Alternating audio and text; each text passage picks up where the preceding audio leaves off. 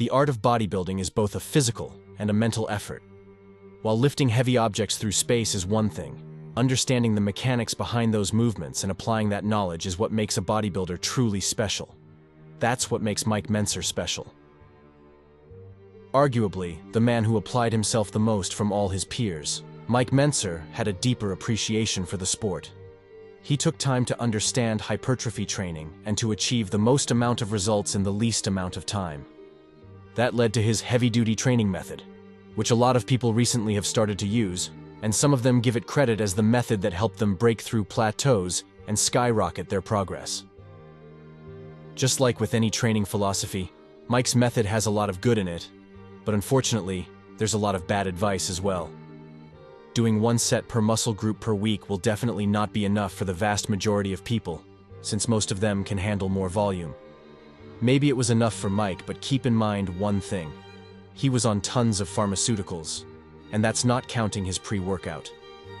Naturals don't recover or progress as quickly as steroid users, so don't expect life-changing results after going from 3 sets per exercise to only 1 hard set.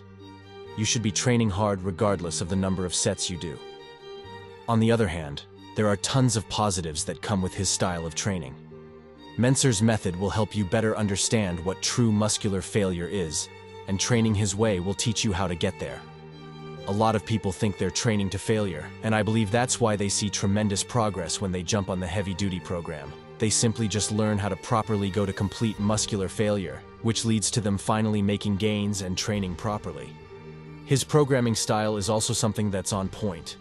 He had a great understanding of rep ranges for different exercises and exercise selection. He knew how to program exercises properly and which exercises were the ones worth focusing on.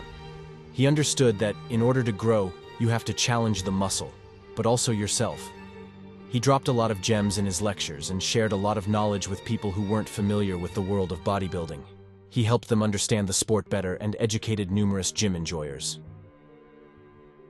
When it comes to the program, this is what it looks like. As you can see, I haven't used his principles just as they are, since there are things he preaches that I don't agree with. I took the best bits of his training philosophy and combined it with my own. You're not going to be doing only 1 set per exercise, because I think almost everybody can handle more volume, even if you go to failure. I stuck to the general idea of his heavy-duty training method and added my own flair to it. I took the split he recommends people to do and remade in a way I think is better. On day 1, you do chest and back. Day 2 is for legs, on which I also added abs. Day 3 is arms and shoulders, which is the longest day in the program, with 10 working sets in total. And day 4 is again legs, done with abs as well. Are there things I would completely change within this program? Yes.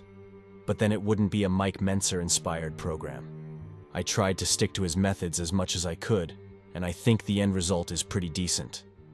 When it comes to training frequency, that's entirely up to you. I personally wouldn't wait as long as Mike himself recommends, since I believe that his amount of recommended rest is very unnecessary. You can start by resting 2 to 3 days in between sessions if you really want to stick to his teaching, but personally I would recommend 1 day of rest in between each session. With time and proper recovery, I genuinely believe you would easily be able to do all these days back to back. With progress, the fatigue these exercises carry progresses as well, but so does your ability to adapt to that stress. Don't think if you train 2 days in a row that you have wasted time. Most people got great results that way. As much as I love Mike's teachings, we have to be objective when it comes to deciding what's the best way of training.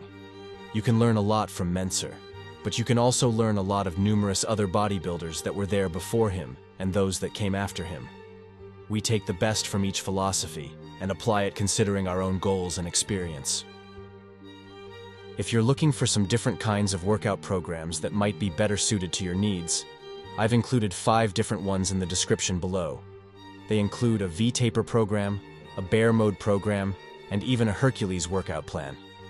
If you want me to make a custom workout program that's specifically designed for you to help you achieve your dream physique, there's a link to that as well.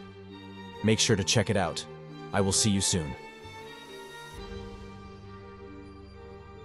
In order to train as hard as possible, you must retain a clear image of your purpose. Once your goal is sharply but realistically defined, All that remains is carrying out your plan. Don't, however, worry about your individual potential. Potential is only the expression of a possibility, something that can be assessed accurately only in retrospect. In other words, you'll never know how good you might have become unless you try. So let's get with it.